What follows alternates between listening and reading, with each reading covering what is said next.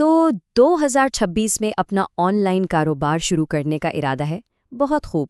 یہ سمجھ لیں کہ یہ گفتگو آپ کے لیے ایک سیدھا سادہ روڈ میپ ہے جو ایسے ماڈلز پر مبنی ہے جو واقعی کام کرتے ہیں۔ چلیں دیکھتے ہیں کہ کامیابی کا یہ راستہ اصل میں ہے کیا۔ کسی بھی نئے آن لائن بزنس کو شروع کرتے وقت ایک نمبر ہے جو سب سے زیادہ اہم ہے، اور وہ نمبر ہے 6۔ جی ہاں، 6۔ اس کا مطلب یہ ہے کہ کوئی بھی ٹھوس نتیجہ دیکھنے میں کم سے کم 6 مہینے لگتے ہیں۔ تو یہ ان لوگوں کے لیے بالکل نہیں ہے جو راتوں رات امیر بننے کے خواب دیکھتے ہیں۔ تو آئیے اس سفر کو شروع کرنے سے پہلے ایک حقیقت کو سمجھ لیتے ہیں۔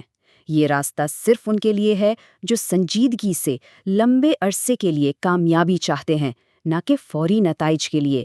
یاد رکھیں، یہ ایک میراتھن ہے، کوئی 100 میٹر کی دوڑ نہیں۔ دیکھیں، آن لائن دنیا میں ذہنیت سب سے اہم چیز ہے۔ پہلے کچھ مہینے تو صرف سیکھنے اور اپنی بنیاد بنانے میں ہی لگ جاتے ہیں۔ اصل ترقی تو اس کے بعد نظر آنا شروع ہوتی ہے۔ اس لیے اگر شروع میں نتائج نہ ملیں تو ہمت نہیں ہارنی چاہیے۔ اچھا، تو اب بات کرتے ہیں ان 6 بہترین کاروباری ماڈلز کی جو 2026 میں شروع کیے جا سکتے ہیں۔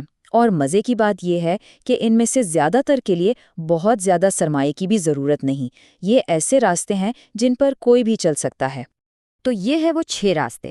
پہلا ہے AI آٹومیشن ایجنسی، پھر آتا ہے فری لانسنگ، اس کے بعد مواد کی تخلیق یعنی کنٹینٹ کریشن، پھر ای کامرس، ڈیجیٹل مصنوعات اور آخر میں ایفیلیٹ مارکیٹنگ۔ چلیں اب ایک ایک کر کے ان سب کو ذرا تفصیل سے سمجھتے ہیں۔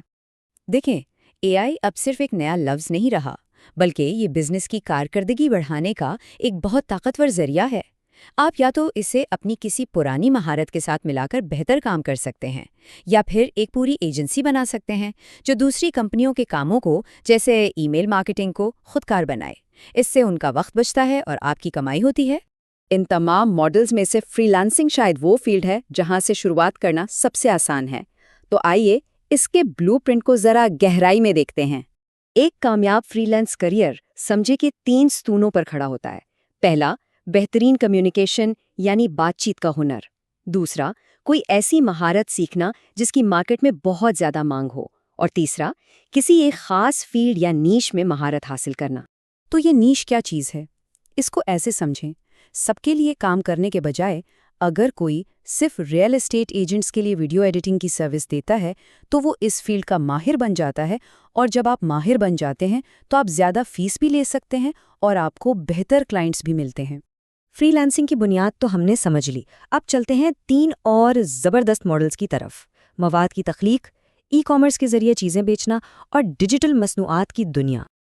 آج کے ڈیجیٹل دور میں ایک اصول یاد رکھیں، جو دکھتا ہے وہی بکتا ہے، اور مواد کی تخلیق یعنی کنٹینٹ کریشن وہ مہارت ہے جو کسی بھی بزنس کو آن لائن پہچان دلاتی ہے۔ یہی وجہ ہے کہ بڑی بڑی کمپنیاں اچھے کنٹینٹ کریٹرز کو ڈھونڈ رہی ہیں تاکہ ان کا برانڈ لوگوں کی نظروں میں رہے۔ اچھا، یہ فرق سمجھنا بہت بہت ضروری ہے۔ ایک فزیکل پروڈکٹ جیسے کہ ایک مائکرو فون ہر بار جب بکتا ہے تو اسے بنانا، پیک کرنا اور بھیجنا پڑتا ہے، لیکن ایک ڈیجیٹل پروڈکٹ جیسے کوئی سافٹ ویئر یا آن لائن کورس صرف ایک بار بنتا ہے اور پھر اسے لاکھوں بار بیچا جا سکتا ہے۔ یہی ڈیجیٹل پروڈکٹس کی اصل طاقت ہے۔ ایک لمحے کے لیے سوچیں، کیا کوئی ایک ایسی مہارت صرف ایک ہو سکتی ہے جو ان تمام 6 کاروباری ماڈلز کی کامیابی کی جڑ ہو؟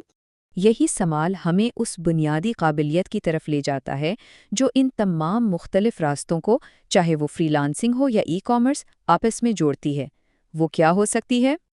اور وہ مہارت ہے سیلز۔ جی ہاں، بیچنے کا ہنر۔ چاہے آپ کوئی سروس بیچ رہے ہوں، کوئی پروڈکٹ یا کسی کا ایفیلیٹ لنک پروموٹ کر رہے ہوں، آخر میں بات اسی پر آتی ہے کہ کیا آپ اپنی بات سے کسی کو قائل کر سکتے ہیں؟ کسی بھی آن لائن کاروبار میں کامیابی کے لیے بیچنا آنا چاہیے۔ اب آخر میں ان تمام خیالات کو سمیٹتے ہوئے آئیے ایک حقیقت پسندانہ نظر ڈالتے ہیں کہ کامیابی کا یہ سفر اصل میں دکھتا کیسا ہے۔ یہ بات سیدھی ماخذ کی طرف سے آئی ہے اور یہ ہمارے شروع کے پیغام کو مزید پختہ کرتی ہے۔ 10 سال کی محنت اس بات کی یاد دہانی ہے کہ حقیقی اور پائیدار کامیابی میں وقت لگتا ہے، یہ کوئی جادو نہیں ہے۔ تو ایک حقیقت پسندانہ ٹائم لائن کیا ہے؟ پہلے 1-2 مہینے تو صرف بنیادی باتیں سمجھنے میں ہی نکل جاتے ہیں، 3 سے 6 ماہ کے بعد جا کر کچھ ابتدائی نتائج نظر آنا شروع ہوتے ہیں، اور اصل مستقل ترقی کے لیے کم سے کم 6 سے 12 مہینوں کا ہدف رکھنا چاہیے تاکہ مایوسی نہ ہو۔ تو آخر میں روڈ میپ تو بالکل واضح ہے، لیکن اصل سوال یہ نہیں کہ راستہ کیا ہے، اصل سوال یہ ہے کہ کیا اس پر چلنے کا عزم موجود ہے۔ یہ ایک ایسا سوال ہے جو توجہ کو کیسے سے ہٹا کر کیا کریں گے پر مرکوز کرتا ہے، اور ہر کسی کو اپنی تیاری پر غور کرنے پر مجبور کرتا ہے۔